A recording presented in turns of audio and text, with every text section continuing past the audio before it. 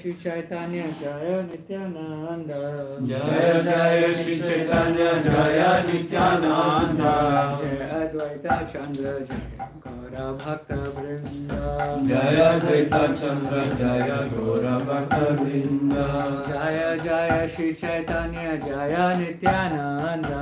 Jaya Jaya Shri Chaitanya Jaya Nityananda. Jaya Advaita Chandra Jaya Gaura Bhakta Vrinda. Jaya Advaita Chandra Jaya Gaura Bhakta Vrinda. Jaya Jaya Shri Chaitanya Jaya Nityananda. Jaya Jaya Shri Chaitanya Jaya Nityananda. Jaya Advaita Chandra Jaya Gaura Bhakta Vrinda. Jaya Advaita Chandra Jaya Gaura Bhakta Vrinda. So we're reading from Chaitanya Charitamrita, Adi Leela, 10th chapter and verse number 146. Can repeat. Balabhadra Bhattacharya Bhakti Adhikari. Balabhadra Bhattacharya Bhakti Adhikari. Mathura Gamane Prabhu Rayan Ko Brahmachari. Mathura Gamane Prabhu Rayan Brahmachari. Balabhadra Bhattacharya Bhakti Adhikari. Balabhadra Bhattacharya Bhakti Adhikari. Mathura Gamane Prabhu Rayan Ko Brahmachari. Mathura Gamane Prabhu Rayan Brahmachari. Balabhadra Bhattacharya Bhakti Adhikari. Balabhadra Bhattacharya Bhakti Adhikari. Mathura Gamane Prabhu Rayan Ko Brahmachari. Mathura Gamane Prabhu Rayan Brahmachari. Balabhadra Bhattacharya Bhakti Adhikari. Balabhadra Bhattacharya Bhakti Adhikari. Mathura Gamane Prabhu Jana Brahmachari. Mathura Gamane Prabhu Jana Brahmachari. Balabhadra Bhattacharya Bhakti Adhikari. Balabhadra Bhattacharya Bhakti Adhikari. Mathura Gamane Prabhu Jana Brahmachari. Mathura Gamane Prabhu Jana Brahmachari. Balabhadra Bhattacharya Bhakti Adhikari. Balabhadra Bhattacharya Bhakti Adhikari. Mathura Gamane Prabhu Jana Brahmachari. Balabhadra Bhattacharya Bhakti Adhikari. Mathura Gamane Prabhu Jana Brahmachari. Balabhadra Bhattacharya Bhakti Adhikari. Balabhadra Bhattacharya Bhakti Adhikari. Mathura Gamane Prabhu Jana Brahmachari. Mathura Gamane Prabhu Jana Brahmachari. Balabhadra Bhattacharya Bhakti Adhikari Balabhadra Bhattacharya Bhakti Adhikari Mathura Gamane Prabhu Ayenu Brahmachari Mathura Gamane Prabhu Yanu Brahmachari Balabhadra Bhattacharya Bhakti Adhikari Balabhadra Bhattacharya Bhakti Adhikari Mathura Gamane Prabhu Yenu Brahmachari Mathura Gamane Prabhu Yenu Brahmachari Balabhadra Bhattacharya Bhakti Adhikari Balabhadra Bhattacharya Bhakti Adhikari Madhura Gamatra Yenu Brahmachari Mathura Gamane Prabhu Yenu Brahmachari Balabhadra Bhattacharya Bhakti Adhikari Mathura Gamane Prabhu Yenu Brahmachari Balabhadra Bhattacharya Balabhadra Bhattacharya Balabhadra Bhattacharya Balabhadra Bhattacharya Bhakti Adhikari Bhakti Adhikari bona fide devotee bona fide devotee Mathura Gamane Mathura Gamane while touring Mathura while touring Mathura Prabhura Prabhura of the Lord of the Lord Yeno Yeno Brahmachari acted as a brahmachari. acted as a brahmachari. Translation in purport by His Divine Grace Sri Bhaktivedanta Swami Prabhupada. Translation: as a bona fide devotee, Balabhadra Bhattacharya, the 23rd principal associate, acted as the brahmachari of Sri Chaitanya Mahaprabhu when he toured Mathura. Purport: Balabhadra Bhattacharya acted as a brahmachari or personal assistant of a sannyasi. A sannyasi is not supposed to cook. Generally, a sannyasi takes prasadam at the house of a grahastha, and a brahmachari helps in this connection. A sannyasi is supposed to be a spiritual master and a brahmachari his disciple. Balabhadra Bhattacharya acted as a brahmachari for Sri Chaitanya Mahaprabhu when the Lord toured Mathura and Vrindavan. Translation again: as a bona fide devotee, Balabhadra Bhattacharya, the 23rd principal associate, acted as a brahmachari of Sri Chaitanya Mahaprabhu when he toured Mathura.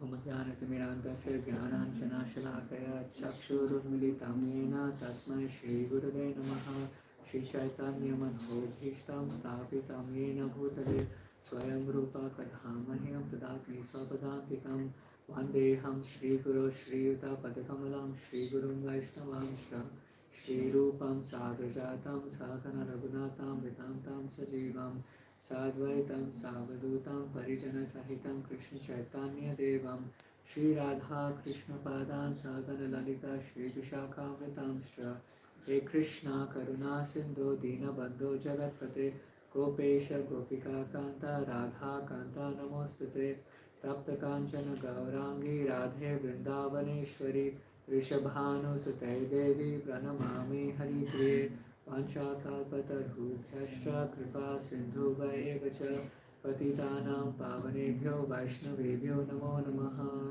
Shri Krishna Chaitanya Prabhu Nityananda Shri Advaita Gadadhara Srivasadi Gaura Bhaktavrinda Hare Krishna Krishna Krishna Hare Hare Hare Rama Rama Rama Hare Hare Srimad Bhagavatam Kathas Srimad Bhagavatam Prabhu Kalidvanto Raditya Shri Krishna Parivartita Paramananda Pathaya Premavashi Aksharayate Sarvada Sarvasevyaya Shri Krishnaya Namostume Madeka Bando Matsangin Matkuno Manmahadhana Manishtarak Madbhagya Matanandaya Namostute Sadhu Sadhu Todain Atini Chochatakara Anamuncha Kadachidmam Premna Het Kantayos Puram. So, Est-ce qu'il y a besoin d'une traduction en français? Irène, est-ce qu'il y a besoin d'une traduction en français? Non, Ça va?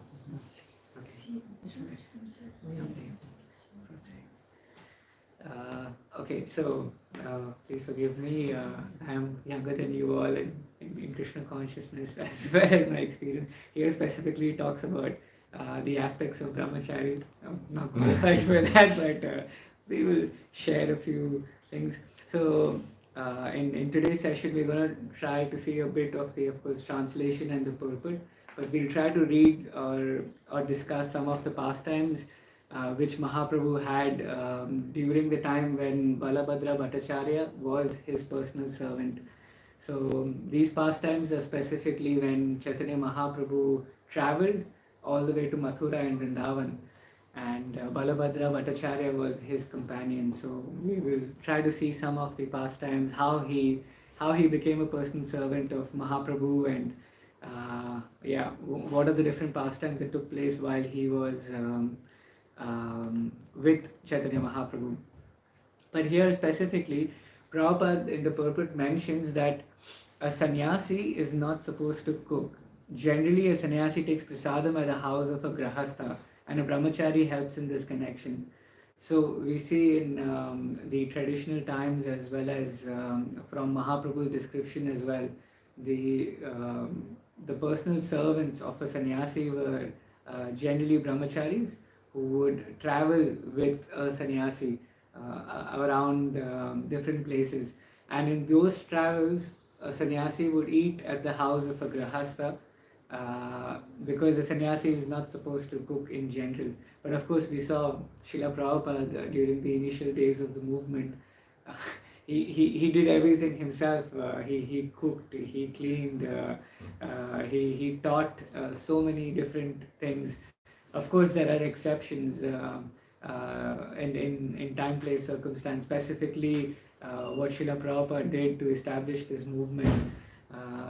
So yes, but of course sannyasis, when they cook, they shower all their mercy on it's very fortunate if you get a chance to eat from when a sannyasi cooks. We see many times in India there are these camps that happen, and sometimes sannyasis walk into the camps and cook, or at least help in the cooking process as well. So that's like a lot of mercy.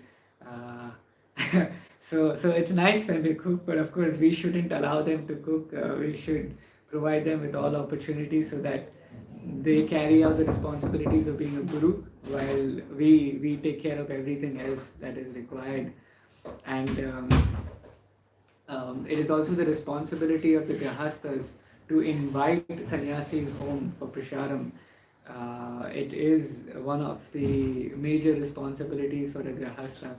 Of course, many a times it's not, especially in our movement today, it's for a sannyasi to visit home to a grahastha is not very practical many of the times, especially if the cities are big and the grahasthas live in different parts of the city. But at least cooking element should be taken care. So Balabhadra Bhattacharya actually was an expert cook as well.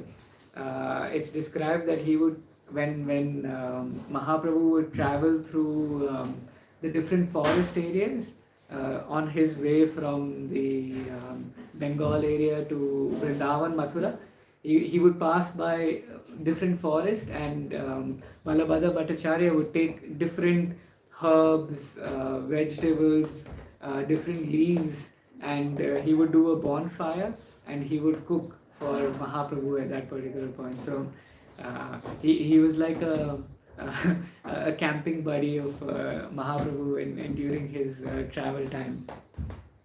So Balabhadra Bhattacharya actually became a devotee when he heard the famous verse from the Bhagavatam, which is Atmaramascha Munayo Nirgantha Api Urukrame Kurvanti Ahaitukim Bhaktim Itam Bhuta Guna Harihi. So when he heard this one verse from the Bhagavatam, which describes, I will read the translation of the verse.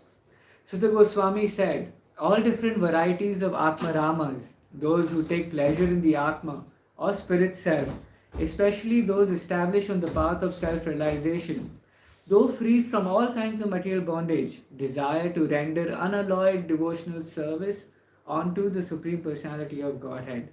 This means that the Lord possesses transcendental qualities and therefore can attract everyone, including liberated souls. this verse from the Bhagavatam can actually be given as classes for like days and days, because there are 11 words in this verse which Prabhupada describes in purport. Each and every word has so much meaning into it. And Prabhupada specifically mentions in the last part of this purport, so by interpreting each and every word of the shloka, one can see unlimited numbers of transcendental qualities of Lord Krishna that attract the mind of a pure devotees, which is the Atma Rama. So Balabhadra Bhattacharya just heard this one verse and he became a pure devotee. And he just fell at the lotus feet of Mahaprabhu. And because of this, he was actually also responsible in composing 100 verses in the praise of the Lord after falling at his lotus feet. That was the glories of this Balabhadra Bhattacharya. Of course, he was not directly involved. He was in the discussion of the 100 verses which was happening with different devotees of Mahaprabhu. But his purity was specifically spoken about in that particular conversation that took place. So in the 28th year, which is when Mahaprabhu this is after Mahaprabhu took sannyas, and Mahaprabhu was in the Bengal region.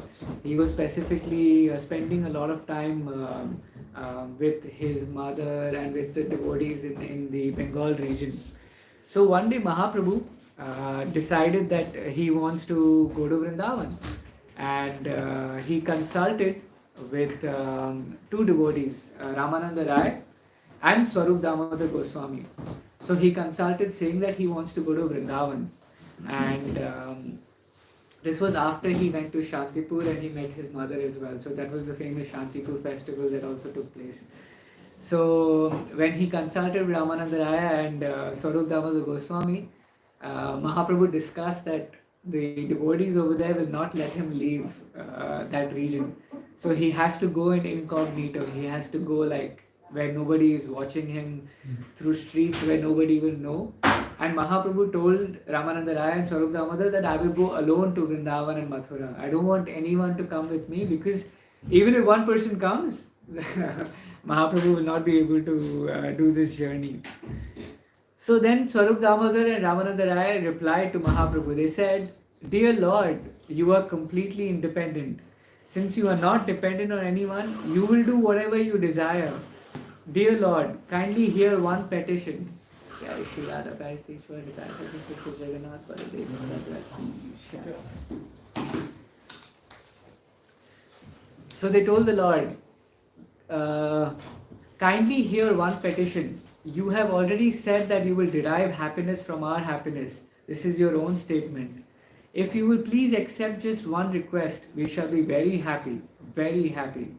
Our Lord, please take one very nice Brahmana with you. He will collect money or alms for you, cook for you, give you prasadam, and carry your water pot while traveling.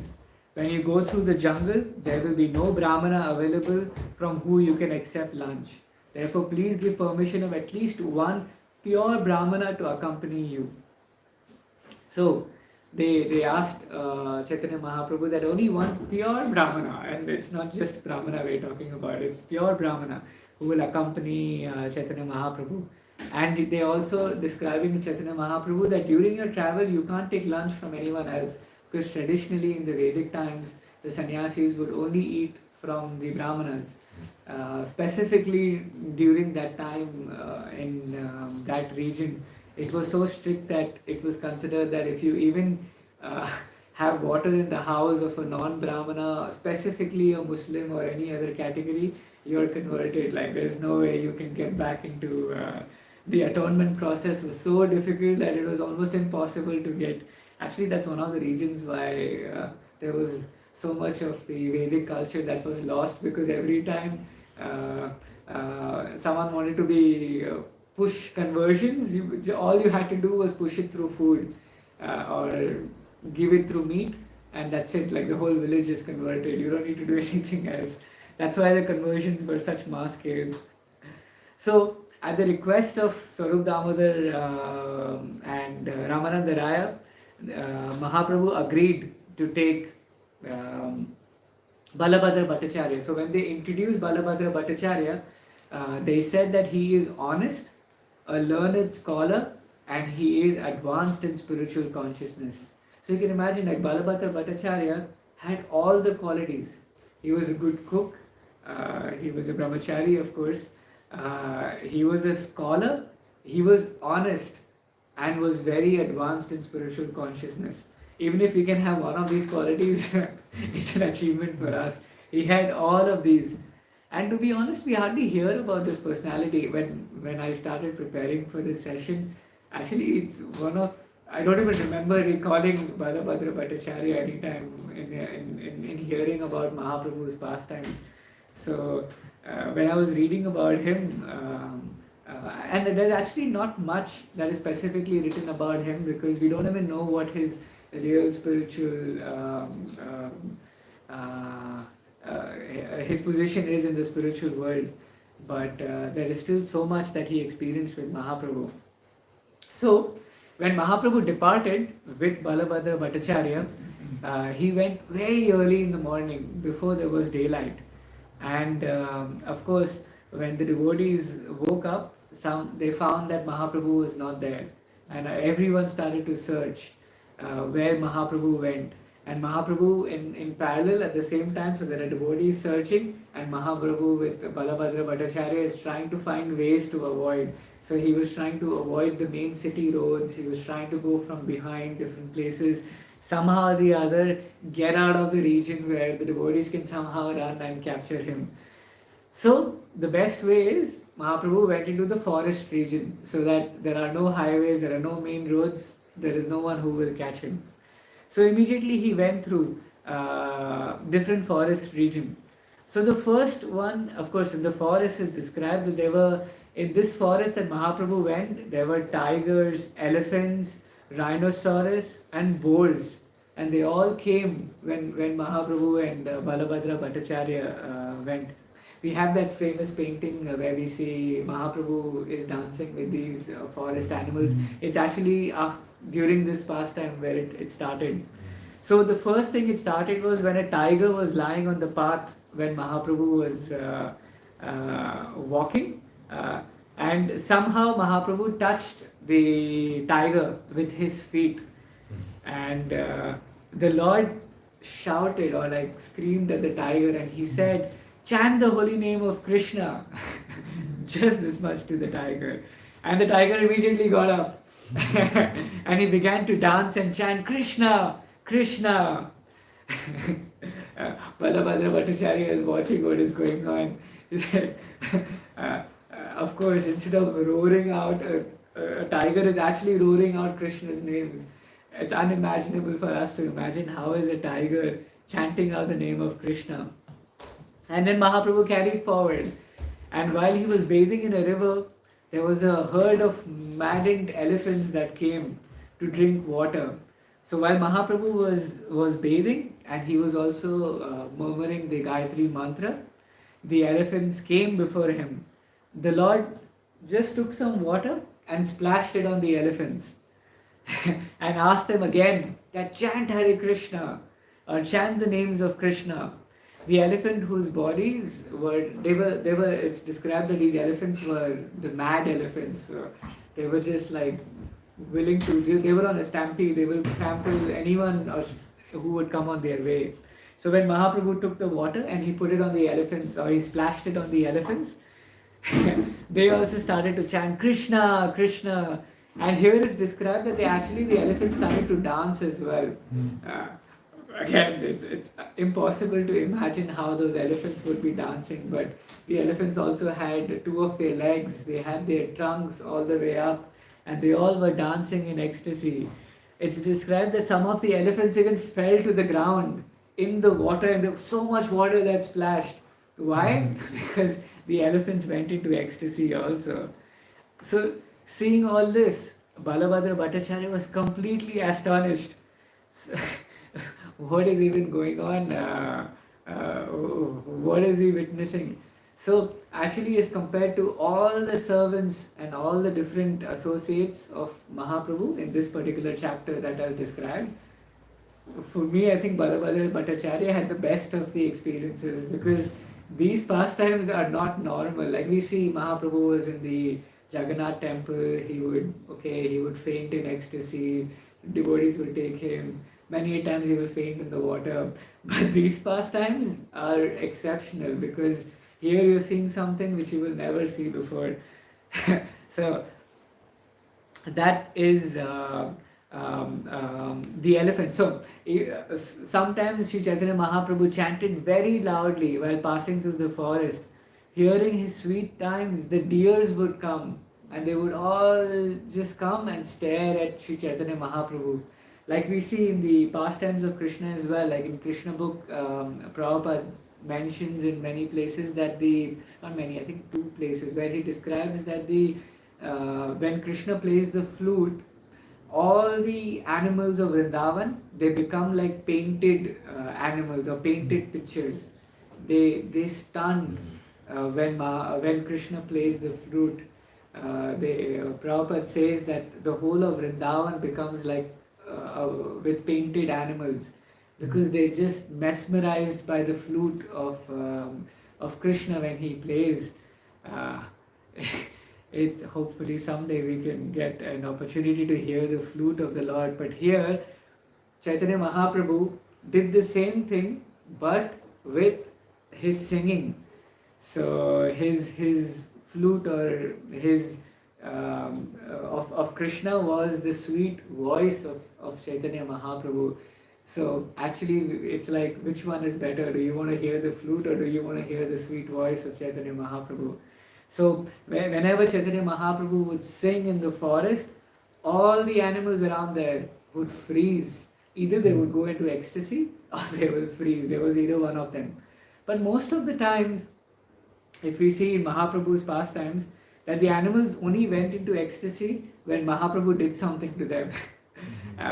We see like even when Dhruv Maharaj, when he was praying to the Lord, yes, of course, with his prayers the Lord was pleased, but the real purification happened when the conch was touched on the head of Dhruva Maharaj. And so many such ways that we see. We should all pray that we get either the kick of the Lord, or we get to hear the musical voice of the Lord, or we get this water splashing of the Lord, some touch from the Lord's lotus body to ourselves, because that's the real purification. Our devotional service has a limited amount of course, it does purify in the end, but that real purification happens when we are blessed by somehow the touch of the Lord. So then Balabhadra Bhattacharya is praying, blessed are those foolish deer, because they have approached Maharaj's Nanda's son, who is gorgeously dressed and is playing on his flute. Indeed, both the deer and the bucks would worship the Lord, and with looks of love and devotion. Like, I don't know if you have seen any of these deer. Their eyes are very much similar to the cows, and especially when the eyes are anointed with love, or when there is affection, there is a very special type of glance that these cows and these deer have. So that's what was depicted when Krishna would, or Mahaprabhu would be in the forest. While Sri Chaitanya Mahaprabhu was passing through the forest, 5 or 7 deers came. Joining the deer, the tigers began to follow the Lord. Seeing the tigers and the deer following him, Sri Chaitanya Mahaprabhu immediately remembered the land of Vrindavan. He then began to recite verses describing the transcendental qualities of Vrindavan. Vrindavan is the transcendental abode of the Lord, Chaitanya Mahaprabhu said. There is no hunger, anger, or thirst over there. Though naturally amicable, human beings and fierce animals live together there in transcendental friendship. So, Mahaprabhu says, we could see there were deers and there were tigers that were following Mahaprabhu. But, of course, the tiger was not eating the deer. And Chaitanya Mahaprabhu specifically mentions that in the place of Vrindavan, there is no anger, there is no animosity between the human beings and the fierce animals.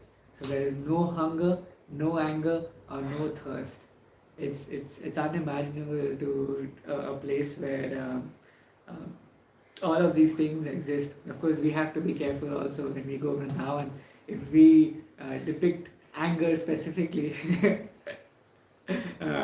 it's. I remember the last time, not last time, this was I think 2 times before when I went there. It was during a fasting day. I was in Vrindavan and there was Nirjal fast for until the whole evening. And I was remembering this particular thing, that there is no anger, there was no hunger, and there's no thirst. And I was experiencing all 3 of them. It's like I'm in Vrindavan, but I'm experiencing all of these 3 elements. Well, we are fallen. I'm a fallen soul at least. So Chaitanya Mahaprabhu saw all this fun. Okay, so what did he see as fun? So I will read out this section. When Sri Chaitanya Mahaprabhu said, "Chant Krishna, Krishna," the tigers and the deers began to chant Krishna and dance. When all the tigers and the deer danced and jumped, Balabhadra Bhattacharya saw them and was struck with wonder. Indeed, the tigers and the deer began to embrace one another, and touching mouths, they began to kiss. When Sri Chaitanya Mahaprabhu saw all this fun, he began to smile. Finally, he left the animals and continued on his way. Like one thing is they were dancing, but the other element is the tiger and the deer were embracing each other. And they began to kiss. It's so Balabhadra Bhattacharya had the best of the experience for sure in terms of these pastimes. So then when Mahaprabhu continued in the forest, there are various birds, including the peacock, that saw the Chaitanya Mahaprabhu. And then the peacocks they opened up all their feathers. They started to dance in the forest when Mahaprabhu was walking down towards Vrindavan. They all were maddened by the holy name of Krishna. Again, when Mahaprabhu would look at them and he would chant Hari Bol, even the trees and the creepers will start to shake in jubilantly, and they would all be maddened by hearing the name when Mahaprabhu was chanting. So then was the peacock, and then was the creepers, and it is said that even the creepers, even though they were stationary at one particular point, when Mahaprabhu would chant, even the creepers started to move, and even the trees started to shake, and all of the birds would come. It was such an amazing atmosphere. It's difficult to even imagine. So then Mahaprabhu started to pass through different villages, and there he would take some rest, specifically in the night. And sometimes the villagers would hear that there is a sannyasi or a Vaishnava or a very exalted person who has come, and they would all gather around Mahaprabhu. And whenever they would gather, Mahaprabhu would start singing in that particular village as well. And he would convert all of them into Vaishnavas just by chanting the holy name of the Lord. And everyone would dance, they would start crying, and they would smile, manifesting all the symptoms of ecstasy. But whenever there was an assembly of people, Mahaprabhu actually kept his ecstasy concealed. So many times in Jagannath Puri he would show it in public, but during his travel to Vrindavan, Mahaprabhu kept himself very much controlled. So then Mahaprabhu went forward, and he went to a town which was called Jarikanda, which is on the way to Mathura. He found that the people there were very uncivilized and they were very devoid of God consciousness.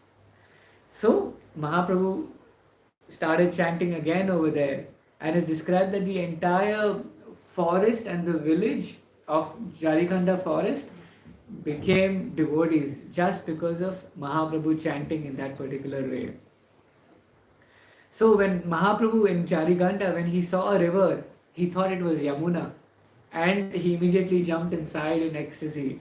And all this while he started to cry and he started to dance. So Balabhadra Bhattacharya, on parallel, whenever he would pass by a village, he would start collecting some bhiksha or money, any kinds of vegetables, fruits that the villagers would offer.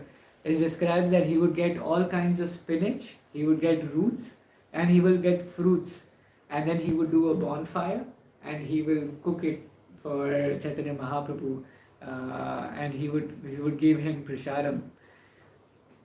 And some people would also bring milk, and they would bring yogurt, and others would bring ghee, and they would bring sugar. And in some villages, actually, there were no brahmanas. So Mahaprabhu would actually accept even non-brahmana families when they would come, and they would invite Chaitanya Mahaprabhu to come home for prasadam. Mahaprabhu actually accepted. So Mahaprabhu went into the houses of non-brahmanas as well to honor prasad, which was actually one of the first examples in our Gaudiya Vaishnava, in our Sampradaya or in our Parampara as such, that Mahaprabhu himself accepted prasadam in the house of non-brahmanas. Of course, Prabhupada and Bhaktisiddhanta Saraswati were the ones who brought in more of the openness or acceptance of devotees regardless of what caste they come under. But Mahaprabhu was one of the first people, because during Mahaprabhu's time, even the associates of Mahaprabhu, they would not eat in the house of Brahmanas. But Mahaprabhu did, and that was his mercy that he showed. And actually, in these pastimes over here, it's not even described that the non-Brahmanas were actually devotees. They of course, I'm sure there will be some devotees of the others, but it's not specifically described that they were very pure devotees. Mahaprabhu still accepted, and that was his mercy. As soon as he would see that the villagers would show some respect and would honor Mahaprabhu, he would just go and he would accept prasadam. And he would even stay sometimes when they would accept a place for him to stay overnight. So Balabhadra Bhattacharya, one of his qualities that he is described in is all through his pastimes, that he was he was always rendering service, and just like a menial servant. So he would assist Mahaprabhu, like he would walk around carrying his water pot, his garments, and the Lord used to bathe 3 times in a day when he would pass by these forests. And so Balabhadra Bhattacharya had to ensure that all those arrangements were done. And Mahaprabhu, it's described that he even used to have bath in waterfalls, and Mahaprabhu used to really enjoy that. Okay, so when traveling through the forest, Mahaprabhu would tell Bhattacharya, "My dear Bhattacharya, I have travelled very far through the forest, and I have not even slightly received any trouble. Krishna is very merciful, especially to me. He has shown his mercy by bringing me on his path through the forest. Thus he has given me great pleasure. Before this, I decided to go to Vrindavan, and on the way to see my mother, the river Ganges, and other devotees once again. I thought that once again I would see and meet all the devotees and take them with me to Vrindavan. But the plans changed." So Mahaprabhu would even have conversations with Balabhadra Bhattacharya. And one particular moment, it's described that on the way to Vrindavan, there was a huge crowd. And there was even Sanatan Goswami that was apparently there in Vrindavan at that particular point, because when Mahaprabhu met the 2 brothers, this was right before when he left to Vrindavan, he actually told Rupa and Sanatan to go to Vrindavan, and he would come there personally. So when he was reaching closer to Vrindavan, Sanatan Goswami actually came to meet Mahaprabhu. And Mahaprabhu was so happy that is described that Mahaprabhu embraced Balabhadra Bhattacharya, and he told him, "It is only by your kindness that I am so happy." Balabhadra replied, "My dear Lord, you are Krishna himself, and therefore you are merciful. I am a fallen living entity, but you have bestowed a great favor upon me. Sir, I am most fallen, Yet you have brought me with you. Showing great mercy, you have accepted food prepared by me. You have made me your carrier Garuda, although I am no better than a condemned crow. Thus, you are the independent personality of Godhead, the original Lord. It's not so. Here he's describing that Mahaprabhu gave Balabhadra the opportunity to become his carrier, Garuda. So many a times Mahaprabhu's Vahan in his pastimes here is also described as Balabhadra Bhattacharya because he accompanied him. And actually Balabhadra Bhattacharya got the most amount of time to be a personal servant of Mahaprabhu. And specifically when there was nobody else, because when he was in the towns and villages, there was always so many devotees around who were serving Mahaprabhu. But in the forest, there was no one else. And here he's saying that how he was like a condemned crow, but he always offered prayers to the Lord. He offered rendering service, and he was always pacifying the Lord in his troubles through the forest as well. Actually, there are a lot of pastimes. We're going to skip through some and go straight to... Okay, so after Vrindavan, so he went to Varanasi, Banaras, Mahaprabhu. And even at this time, Balabhadra Bhattacharya was with him. In Varanasi, he had many of those famous exchanges with the different Mayavadi sannyasis. Specifically, there was one where there was Prakashananda Saraswati, who was the Vedanta teacher, and of course he was a Mayavadi. So when they saw Mahaprabhu and Balabhadra Bhattacharya come into Varanasi, they invited him for exchange or a discussion that took place. So the Brahmana told Prakashananda Saraswati that so when they were describing that there was a sannyasi, that is Mahaprabhu, who had come, so a Brahmana went and informed Prakashananda Saraswati that there is a sannyasi who has come from Jagannath Puri, and I cannot describe his wonderful influence and glories. Everything is wonderful about the sannyasi. He is very well built and luxuriant body, and his complexion is like purified gold. He has arms that extend his knees, and his eyes are like petals of a lotus. In his person are all transcendental symptoms of the personality of Godhead. When one sees all these features, one takes him to be Narayan himself. Whoever sees him immediately begins to chant the holy name of the Lord. We have heard about the symptoms of a first-class devotee in the Srimad Bhagavatam, and all those symptoms are manifest in Chaitanya Mahaprabhu. Sometimes he dances, laughs, sings and cries, and sometimes he roars like a lion. His name is Krishna Chaitanya, all auspicious for the world. Therefore, you should meet him. So, anytime you find descriptions about Mahaprabhu's features, and of course Krishna's features also, should always try to meditate on those features. So here some of those features are specifically described, that his arms are like long until his knees, and he of course is purified gold. So we generally hear he's gold complexion, but he's purified gold. So purified gold is like, if you see when gold is melting, in the melting process there is a glow of the gold that comes. So actually Mahaprabhu is that gold color, not the gold color of the ornaments that we will see. So it's the purified gold when it's melted form, and it's glowing. I mean, for me, I've not seen it in actuality. I don't know, any of us have seen? No, just videos. Yeah, just videos and photos. But real gold, that molten gold is actually the color of Mahaprabhu. Sometimes we should now find opportunities to see that gold so that we can recollect how Mahaprabhu would look like. And of course offer that gold to Mahaprabhu also. So, of course, fast forward, there are many pastimes that took place with Keshava Bharati, with Prakashananda Saraswati. There were many discussions. There is so much described in Chaitanya Charitamrita what these discussions took place, how Mahaprabhu defeated those sannyasis, and ultimately made all of them into devotees. Okay, I'm going to fast forward all of them because there is so much to that took place in that particular point. So, after that, Balabhadra Bhattacharya accompanied Mahaprabhu to Prayag, where he bathed in the confluence of the Ganges and the Yamuna. He then visited the temple of Veni Madhava and chanted and danced there in ecstasy. As soon as Mahaprabhu saw the river Yamuna, he threw himself onto it, and Balabhadra Bhattacharya hastily caught the Lord and very carefully raised him up again.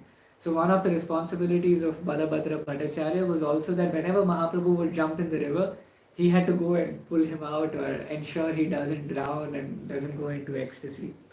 He stayed in Prayag for 3 days, and of course during that time also Balabhadra Bhattacharya cooked and he cleaned and he took care of Mahaprabhu.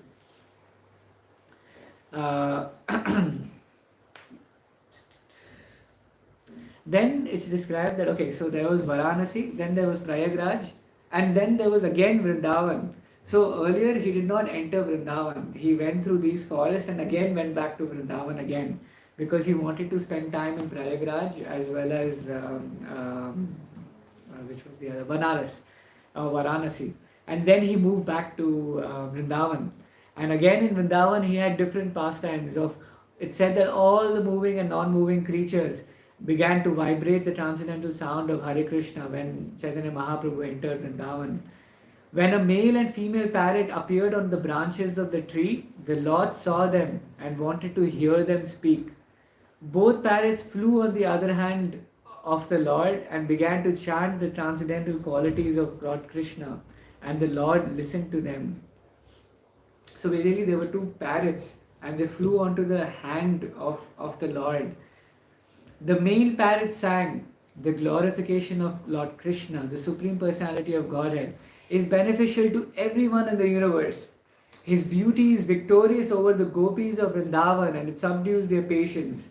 His pastimes astonish the goddess of fortune, and his bodily strength turns Govardhan hill into a small toy like a ball. His spotless qualities are unlimited, and his behavior satisfied everyone. Lord Krishna is attractive to everyone. Oh, may our Lord maintain the whole universe." So one aspect that Balabhadra Bhattacharya was the elephants dancing, and the other thing is, imagine, like there are parrots which are sitting on the hand of Chaitanya Mahaprabhu and they're describing or they're speaking the glories of Krishna.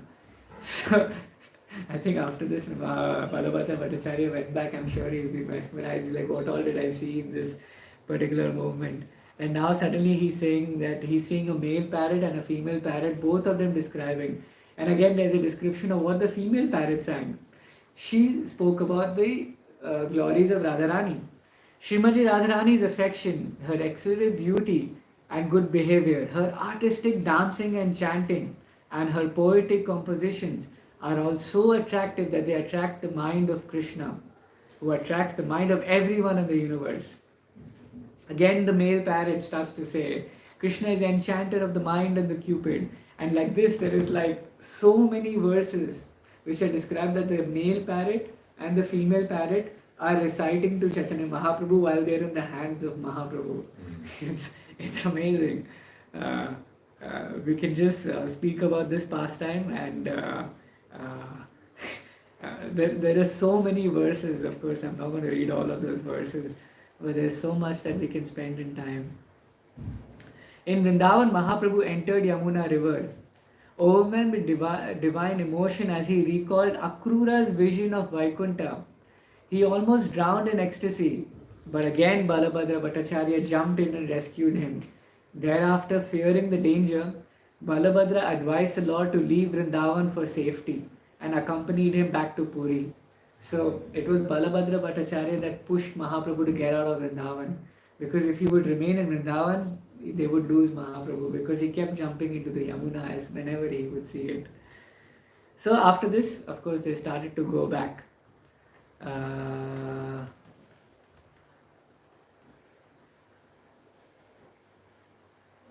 Okay, there is some more pastimes that took place when he went back from Vrindavan to Puri, but there is a description where there is a description about how Balabhadra Bhattacharya took care of Mahaprabhu during that time.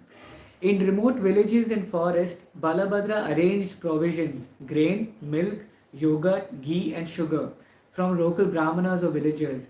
He stored food sufficient for several days and cooked simple meals in solitude when necessary. His constant cooking and care allowed Mahaprabhu to remain absorbed in devotion without worry for daily sustenance. And thus he always took care of Mahaprabhu. And there are also descriptions where there is conversations between Balabhadra Bhattacharya and Sri Mahaprabhu in terms of intellectual conversations. So Balabhadra's involvement deepened as he served more and more. His transition from a scholarly logician into a devoted attendant illustrates the internal transformation leading to pure devotional service. Though not tied to a single episode, this ongoing intimate service and attendance during pilgrimage underscore his commitment. So actually Balabhadra Bhattacharya, it's described that earlier it was gyan, like it was scholarly elements that he had in terms of his personal realizations or just his knowledge element. But when he started to serve Chaitanya Mahaprabhu, that's when the real pure devotional service started to develop. So that's like a lesson for us also, like scholarly elements, learning scriptures is one element for it. But the real application of that comes in pure devotional service when we actually perform menial services to the Lord. So it's not that the menial services comes first and then one becomes a scholar and a renowned person. It's actually the other way around for Balabhadra Bhattacharya. First he became a scholar and then he became a menial servant of the Lord. And that's how he became a pure devotee of Krishna, of course by the association of Mahaprabhu also. So we will conclude here. Let's pray to Balabhadra Bhattacharya that we can learn by his instructions, by his method on how he took care of Mahaprabhu, so that when we meet sannyasis we can take care of them in the same way. Same way is too much, at least a little bit in some way or the other, especially with the food. So that's about Balabhadra Bhattacharya. Any questions, any comments? Anyone like to share? It was mainly on the way to Vrindavan, no? And also way back from Vrindavan to Puri. It's actually, there's not, I was trying to find how long he was with Mahaprabhu, but there was, I mean, one has to trace back the different, how much time he spent in Vrindavan, how much time in Puri, but yeah, he was there for quite some time. A few Yes, questions. yes. So, is there any way to find these 100 verses that he recited to glorify the Lord? Is it like a poem or something that we can? So actually it's not very clear if he composed it, because it's described that he was sitting in an influence of devotees and the recitation was done. So if he composed those 100 verses or it was others, it was not very clear. No, but I'm not sure where we can find those 100 verses. It'll be nice if we can, but we'll need to find out. Maybe I can check.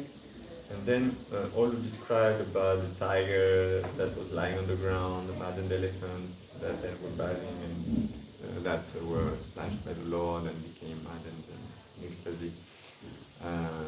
From what I understand, it was before the pastimes with Jarikhand forest. Yes. Is it correct? Even in Jarikhand forest. So it said that as soon as he left Bengal, the first description is of the tiger, where he's on the floor. And then is the description of the elephants in the lake. Yeah. And then he went to Jarikhand forest. That's it. So, and it's also described that he spent a lot of time around the Jarikhand forest with all those deers and all those elements also. So I think it was a mix of the whole forest region. But Jarikhand also is the place where there was a town as well, where there were people who were very demoniac and uncivilized. So yeah, there was also a town and there was also a forest. They were both. But yeah, usually when we talk about these pastimes, we always say Jarikhand forest. But here it says that even before that he was already having these pastimes with the animals. And what about the? I don't have in mind the Shantipur festival. What was the? So in Shantipur festival is when I mean, there's a lot of descriptions of the Shantipur festival. I don't recollect a lot of details, but it was mentioned that it's an annual festival which Advaita Acharya would do, and even until today, it's said that there are various demigods that come there to eat prasadam during that Panihati. I think it happens after Panihati Chiradayi festival. Like today in, I mean, nowadays it's celebrated right before God Purnima. Before God Purnima or after God Purnima. No, before God Purnima, not after. It's before. Yeah, it's before God Purnima. Yeah, it's before God Purnima, not after. And the disappearance day of the Madhavendra. I think it's before. Yes, it's before. It's on the 12th. During Parikrama. Yeah, during Parikrama. So that's before. Yes. It's 3 days. So even if we go, like, usually it's the opposite over there. There is like a huge line for everyone to serve prasadam instead of taking prasadam, because it is said that the local population of Shantipur is actually very small. But thousands and thousands of people would come there, and it's said that demigods would come in the form of villagers to come and take prasadam in that particular place, specifically which is served by Advaita Acharya. I mean, of course, during Advaita Acharya's time and all the pastimes, all the associates of Mahaprabhu. And just by having prasadam over there, all the demigods will become devotees, and they will ultimately go back home, back to Godhead. So the local population is actually very small, but the whole day they start serving. So nowadays, I don't know during Mahaprabhu's time what they would serve, but nowadays they serve khichdi and they serve tomato chutney, and I think a juice as well and some fruits. So just this meal is served from morning or I think afternoon until evening, and it never stops. There are just people coming and coming and coming, and it's there is no estimate of how many prasadam plates are also served. Sometimes they say 10,000, sometimes they say 50,000. There is no estimate, because the villagers even bring their own plates into the arena, so you can't even calculate the number of plates that are getting served. So it's almost impossible to count. So even Mahaprabhu attended. He didn't go for the Shantipur festival, but he went to the village of Shantipur, and of course it's the village of Advaita Acharya. So Advaita Acharya was there, and he met Mahaprabhu, but I'm not sure if Mahaprabhu went for the festival, because this was not during the Gaur Purnima time. And it's a commemoration of Shantipur itself. Or The festival, you yeah. mean? What's the purpose of this festival, or the history, let's say? It's only a festival which is described because Advaita Acharya would do this festival in Shantipur.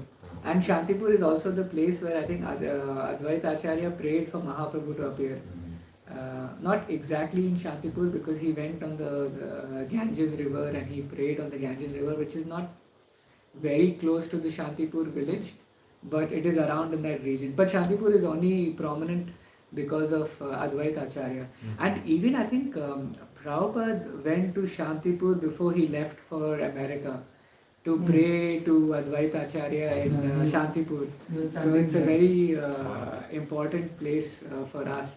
And yes, and it's even described that there is a Pandit who is in the Shantipur temple.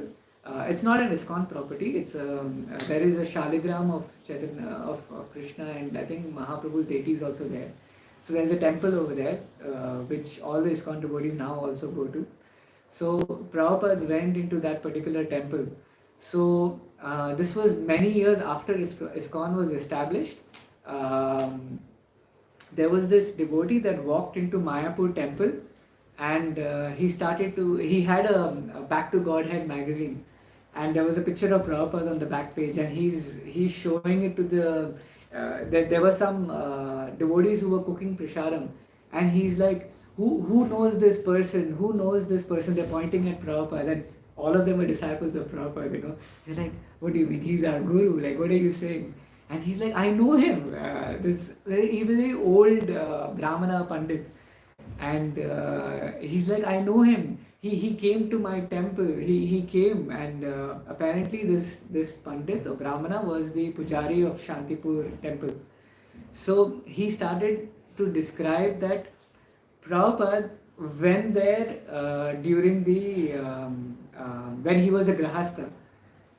He went to visit the Shantipur temple, and Prabhupada would pray over there that actually, Prabhupada spoke about his prayer in the next time. So first he went as a Grahastha in white clothes, and then this Pandit said that he would notice that Prabhupada would sit behind in the temple, and he would just sit there for some time and he would pray, and he was very silent.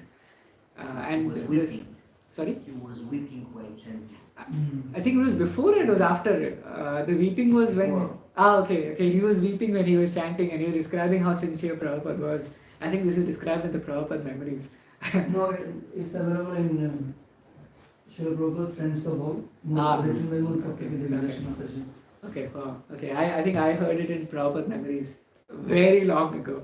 And then Prabhupada went back again before he left as a sannyasi. And this devotee recognized Srila Prabhupada as a grahastha and then as a sannyasi. And I think Prabhupada asked him to bless as well that his mission be successful and he goes outside. So yeah, this Shantipur festival is the Shantipur is quite an important place for us. Mahaprabhu and of course Advaita Acharya and Prabhupada himself spent so much time in this particular place. It's actually after Mahaprabhu took Shonnash, then when he came back, Guru tricked him to come back to Shantipur.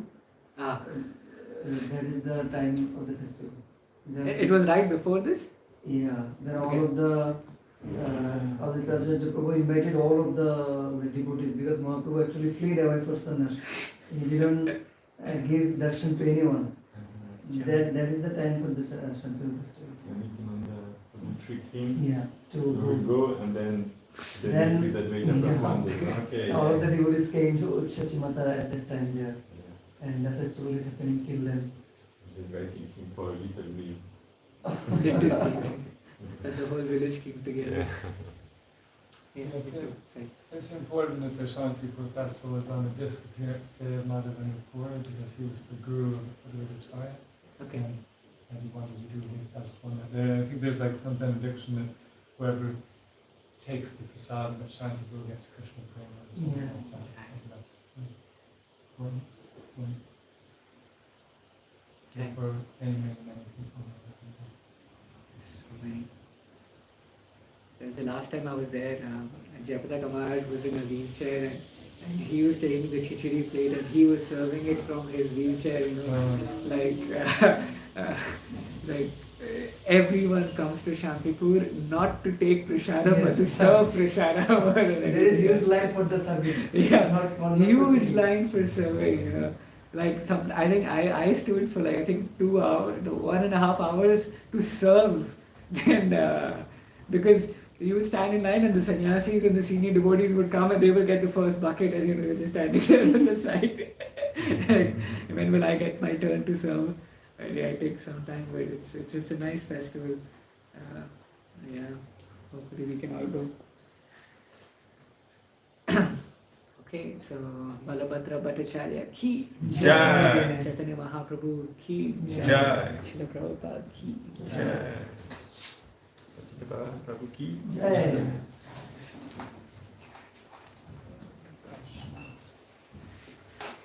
Oh.